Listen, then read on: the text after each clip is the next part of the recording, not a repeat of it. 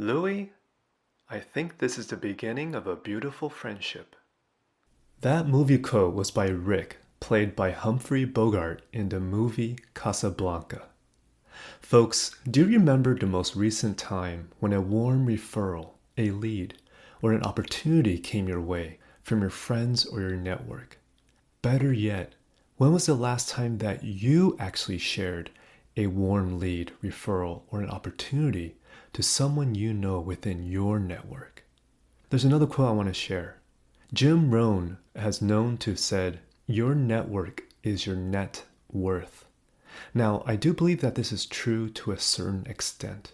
I truly believe that your network can be a powerful soil that you cultivate, but who you choose to surround yourself with that's in alignment with your soul, your values, or your vision is what I found to be critical in determining if your network is supporting your growth or depleting your energy.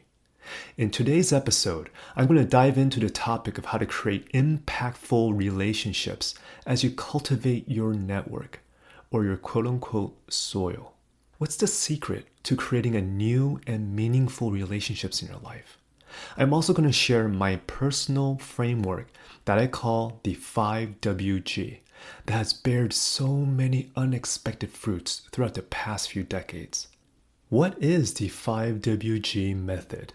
Tune in to find out. Let's cue the intro. Welcome to the Boom Vision Podcast. I'm your host, Benjamin Ye. This show is about how you can thrive. It's when you build success in alignment with your mind, body, and soul.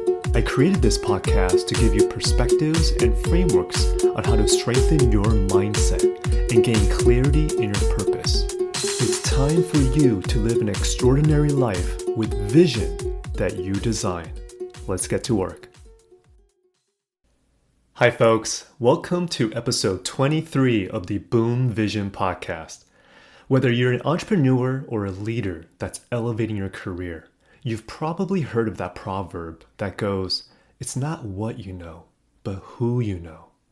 I remember first hearing this back in high school, but when I was in college, a follow-on saying that made me think deeper was, "It's not who you know, but who knows you."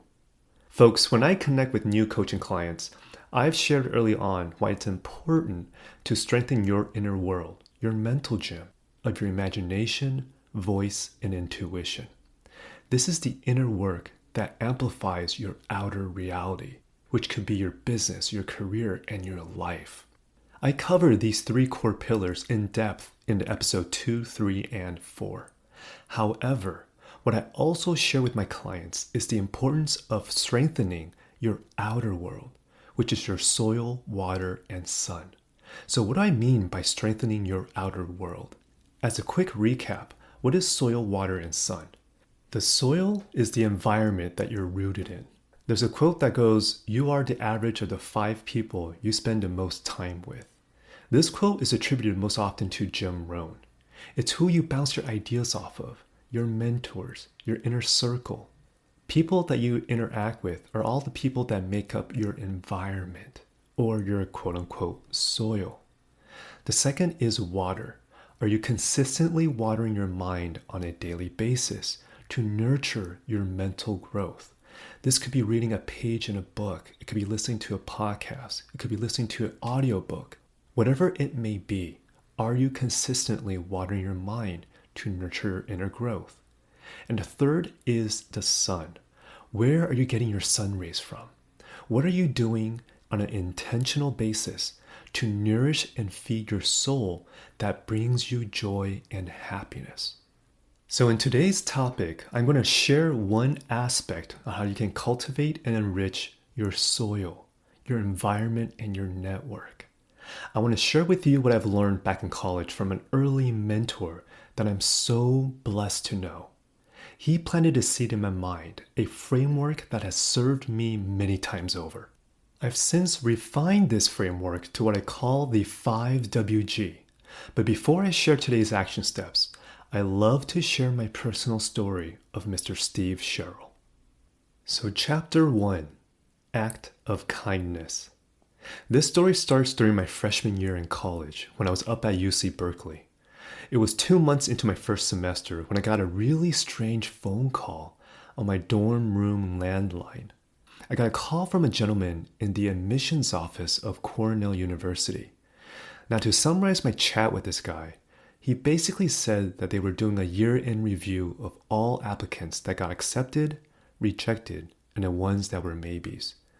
When it came to reviewing my application, he said that their office made a mistake. For procedural purposes, can I resubmit an application to transfer because I'll be essentially guaranteed admissions?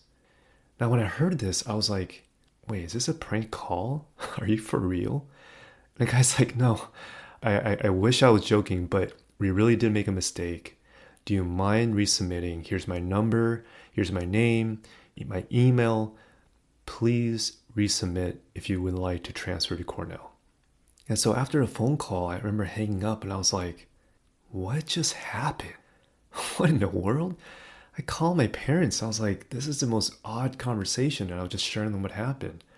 And so I was like, okay, I just need time to process this. I remember just sleeping on it. So then the following evening, I got another phone call. Now, I think this time my roommate picked up. And so he handed me the phone and said it's for me. So when I took the phone and said hello, I heard, hello, is this Ben? I was like, yes, this is Ben. Who is this? Hey, this is Steve Sherrill. Mr. Sherrill? How are you? How did you get my phone number? Oh, I called home and your mom gave me your dorm number. Wow. Okay. Steve, how can I help you? Ben, did Cornell call you back yet? Actually, funny that you say that because they did. I had this weird phone call yesterday and it was the strangest conversation from the admissions office. Oh, good. Okay. Because when I called them back to ask about you and they told me you didn't get in, I basically yelled at them saying that if you don't let Ben into our alma mater, I will never interview for you again, and I hung up on them. And I was like, wait, what? I remember pausing for a few seconds because I was just so startled. I was like, Steve, you didn't have to do that. I'm just feeling a host of emotions just even saying this story because I have to give you the pretext of why I felt this way. So if I take a pause here, Mr. Steve Sherrill was my interviewer when I was applying for Cornell University back in high school in my senior year. Cornell was actually one of my top schools I really wanted to get into, especially in the hospitality program. And what happened was I was assigned to Steve Sherrill when I applied for the school, and he was my interviewer. I remember going to his house and sitting down on his couch in his living room, and we were having this interview. And about 15 minutes into the interview, there was a doorbell ringing and a knock on the door. And when Steve went over to his front door to open up, he realized, oh my God, he double booked. There was a business meeting that a gentleman came to see him at his house. And so he had to cut my interview short. And so he apologized. He's like, Ben, do you mind if we wrap up this interview on a phone later on after I have this meeting? Unfortunately, I can't cancel this meeting I have now, so I'm going to have to cut this interview short. And so I was like, yeah, sure, no problem. And I remember leaving his house, and the first thing that came to mind was like, oh man, that interview probably didn't go that well. And so when I went home, I remember telling my parents how the interview went, but I was like, I don't think the interview probably went that well.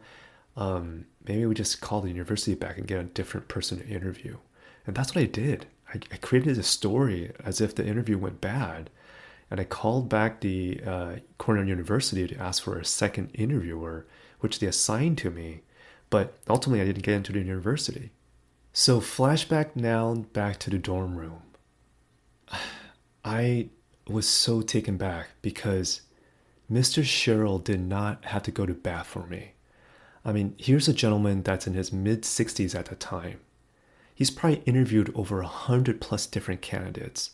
And quite honestly, I didn't even feel as if I hit that interview out of the park. Like, it was just 15 minutes. I remember it was very cordial, but it wasn't something where I was fully confident, like, oh yeah, I did really well in the interview. I mean, quite the opposite. I felt like I bombed it because it just got cut short and I created this story of mine. But For him to go to bat for me, I mean, I never forgot that. Ever. And I never took that for granted. It was an act of kindness that had the most strongest imprint early on in my life. So chapter 2, learning from my mentor. So what ended up happening after those series of phone calls? There's several multiple factors that went to this decision, but the long short of it was I ultimately decided to stay at Berkeley. Now I promised Mr. Sherrill that I'd let him know which way I decided. So I called him back and I told him over the phone that after talking over to my parents and really thinking about this decision, I've decided to stay at Cal. However, I was really taken back by his act of kindness, and I told him, Mr. Sherrill, if you're willing, I would be honored to intern for you this upcoming summer for free. This is the very least I can do to express just how thankful I am that you went to bat for me. You believed in me when I didn't even believe in myself. So can you use the additional help this coming summer? And Mr. Sherrill's like, it's been a while since I've had an intern, but sure, if you want to come work for me, why don't you come by my house next summer? And that's what I did. So that following summer, actually for 2 summers in a row, I interned for Mr. Sherrill. Now, through the course of those 2 summers, yes, I did learn about real estate. I learned about hospitality because he was a hospitality consultant. But the one incident I remember that really left an imprint was, it was in the middle of the summer, and I remember he was calling an executive at a hospitality company. So let's just pretend that the gentleman's name was Mr. John Smith. So he was on his landline at home. He opened up this tan-colored planner that he had, which was basically his Rolodex, right? All of his contact information was in there. So he flipped open his planner. He looked under John Smith, and then he started dialing his phone and calling his office. And when the person picked up, first thing that Steve said was, "Hey, Dorothy, how's it going? Hey, how's your son doing? Isn't he about to graduate high school pretty soon?" Yeah, time just flies, doesn't it? Hey, by the way, I remember you really enjoy Krispy Kreme donuts.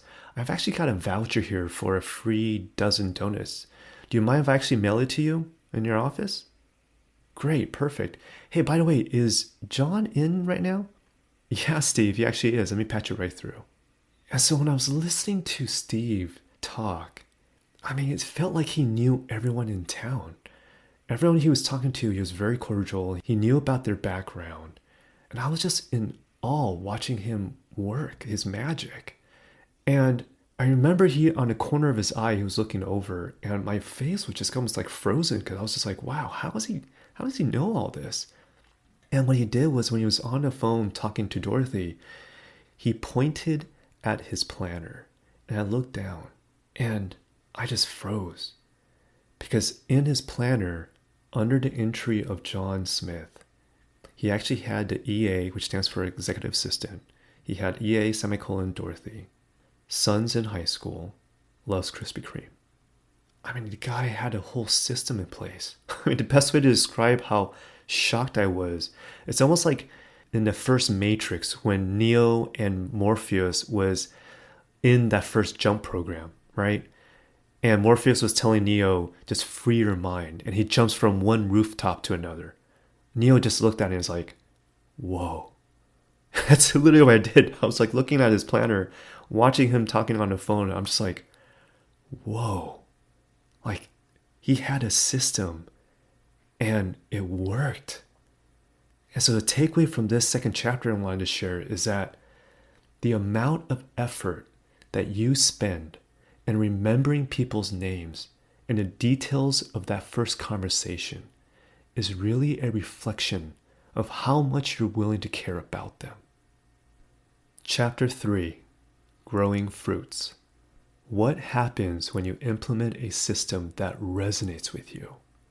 So I took from what I learned from Mr. Steve Sherrill, that was probably the biggest takeaway I got from interning with him, is that system of how he grew his network. And what I did throughout the years, from my black planner book to a Palm Pilot, to Blackberries, to my iPhone. My system has evolved over the years, but it stayed consistent. Anytime I met someone where I got their business cards, after that encounter, I would immediately write behind the card the date that I met them, where I met them, and one topic of the conversation I had with them that I remembered to jot down. And then once I collected all that information, I get back home, I would immediately enter it into my planner, my Palm Pilot, my phone, whatever it may be. So I could probably spend another hour here telling you how many countless times this system has bared fruit for me. But I'll just highlight one, which is that I ended up actually going to Cornell for grad school. I went there to get a master's in real estate.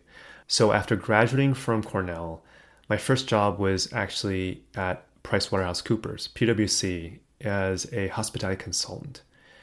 And I remember it was my first year in the job.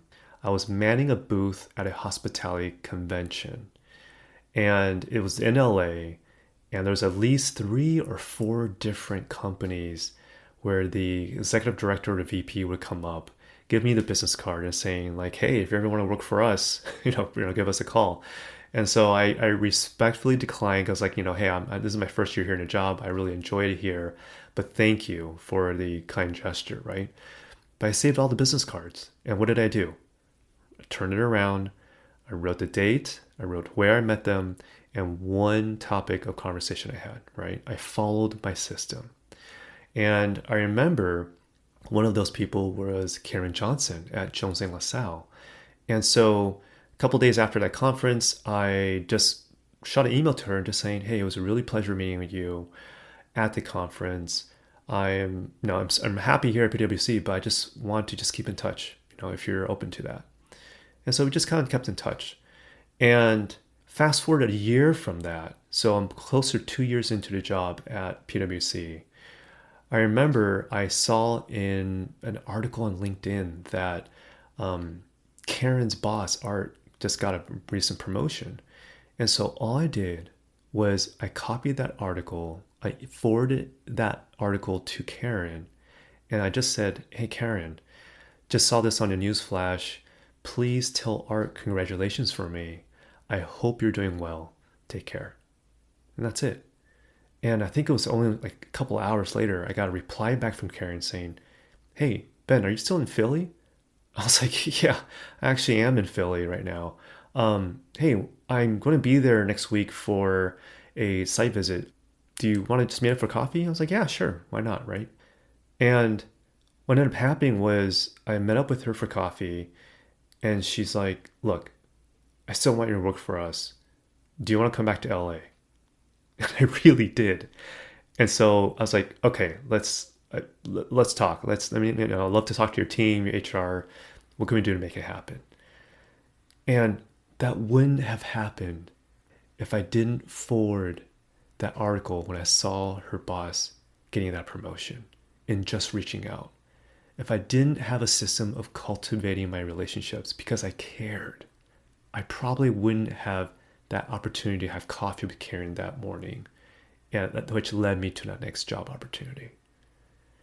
And so the takeaway in this chapter 3 of the story is that when you have a consistent process in how you cultivate your soil, your network, you have a better chance of creating an environment that's conducive in bearing fruit. If you need a case study, I am it. I can't tell you how many times this has worked for me. And it's because I care enough to create a system for me to create a habit. And so for the overall main takeaway I want to share in sharing these 3 chapters of my personal story is this. When you create a consistent habit on how you mindfully cultivate your soil, you create an environment where a little bit of intention, a little bit of kindness, and a little bit of effort can go a long way. So with that said, what are this week's action steps?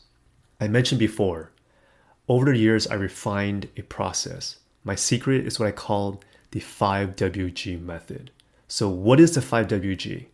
5W is who, what, where, when, and why.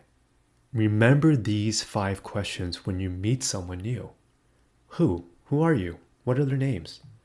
What? What is it that they do? What is their interests or their passions? Where? Where did I meet them? Where are they from? When? When did I meet them? When is their birthday? When is their anniversary, their kid's birthday? And why? Why do they do what they do? If you think about these 5 questions, it's really not that complicated. But the bare minimum that I always jot down is the date that I meet them, where I met them, and one part of the conversation. So of these 5, right, you're probably going to get the who because you'll probably get their business cards. But of these 5 W's, if you at least jot down 4, the who is their name, where I met them, when I met them, and one part of the conversation that was memorable. If you just write it down and you create that in your book, in your phone, whatever that works for you, you are creating a habit that you actually care who you meet. That's the 5W. Now, what's the G? The G stands for give. G stands for give.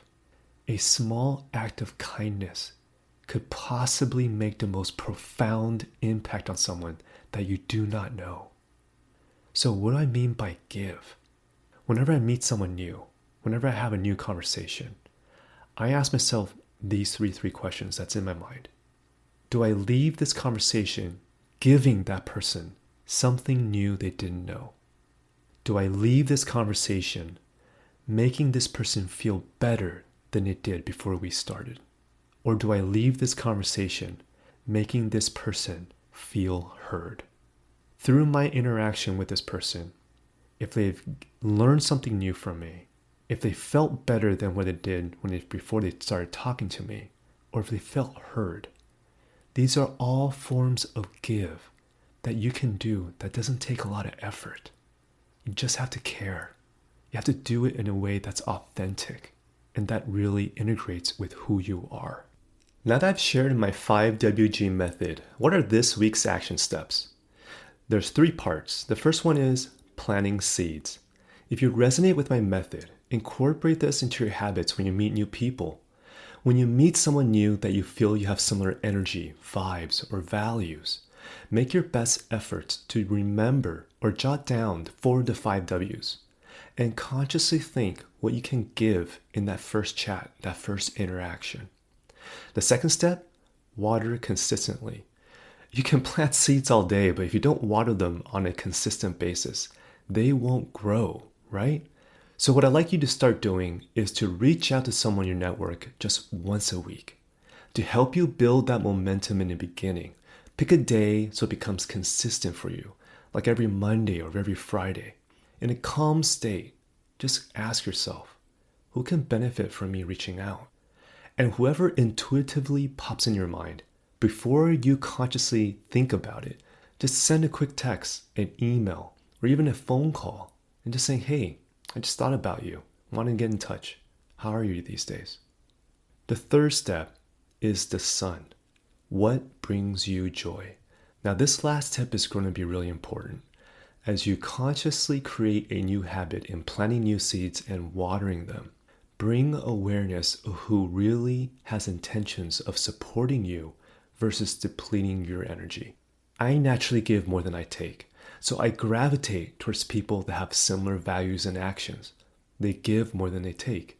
But since I'm also more sensitive to energy, I tend to keep an arm's length away from people that take way more than they give. I've had to learn this the hard way over the years. And so one thing I keep note is when I feel exhausted after talking to someone. That's my indication that there's really no energy flow. There's no balance or rhythm in this conversation or this interaction that's making me feel grounded or nourished. So I just take a mental note of that. And I'd like you to be more mindful of that as well when you bring more awareness of how you're cultivating your soil, your environment. So final thoughts for today's episode. There's a quote I want to share. The language of friendship is not words, but meanings. This quote was by Henry David Thoreau. How I interpret this quote is that true friendship is built from exchanging of meanings, not words. It's not only what you say, it's the actions that follow that give those words meaning.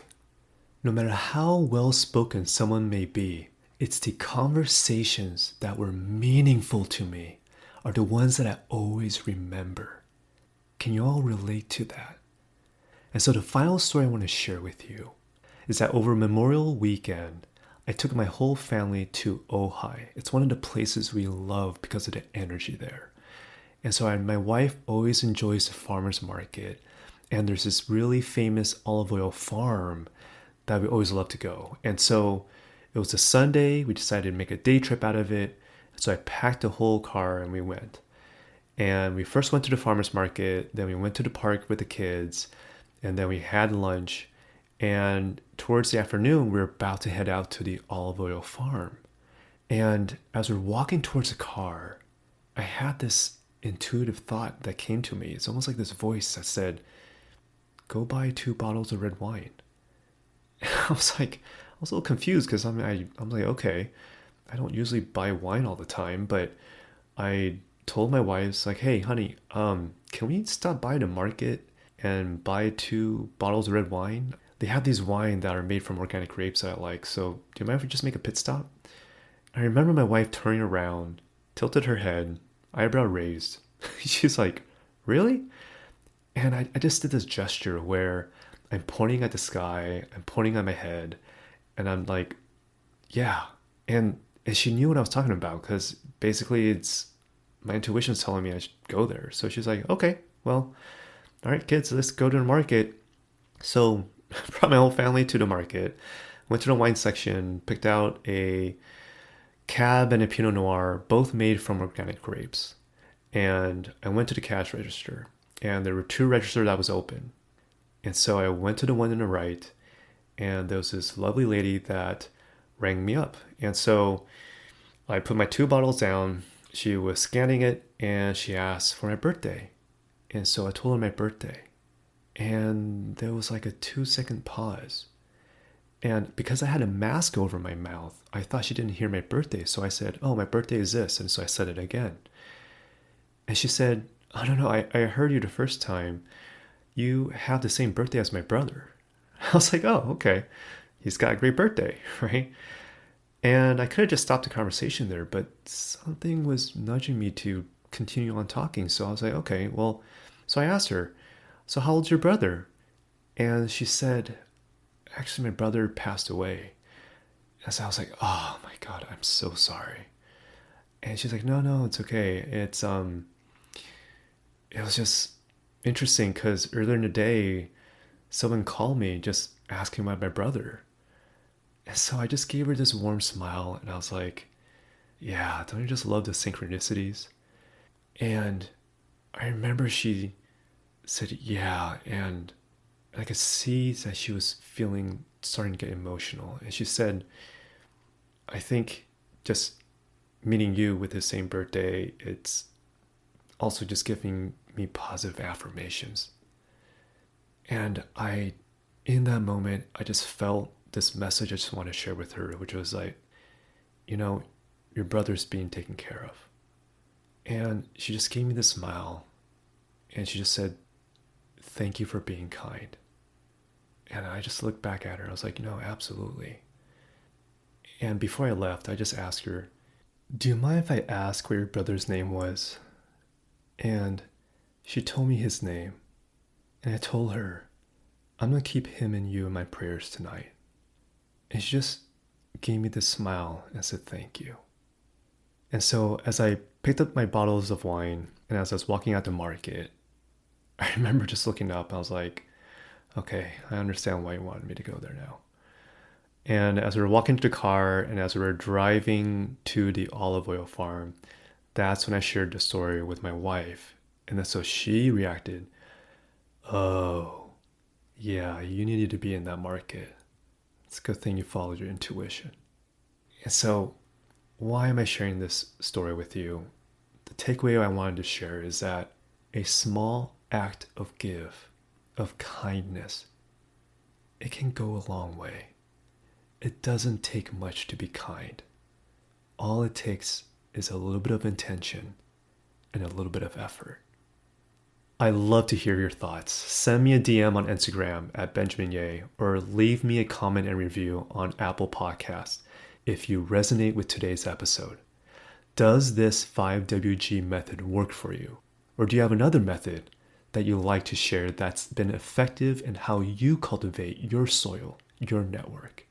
If you haven't already done so, I would love for you to hit the subscribe button to this Boom Vision podcast so that we can grow together. Share this episode with your family, friends, or your team that can really benefit from building new relationships in a meaningful way. There is so much going on in this world right now. Our society, our community can really benefit with more light and more kindness. Until next time, folks, be kind to yourself. Be in the light. Be you. Thank you so much for tuning in to my Boom Vision podcast. If you'd like to find out more about me and this podcast, head over to benjaminye.com. That's spelled BenjaminYeh.com. If you haven't already, click subscribe, and I'll catch you next time.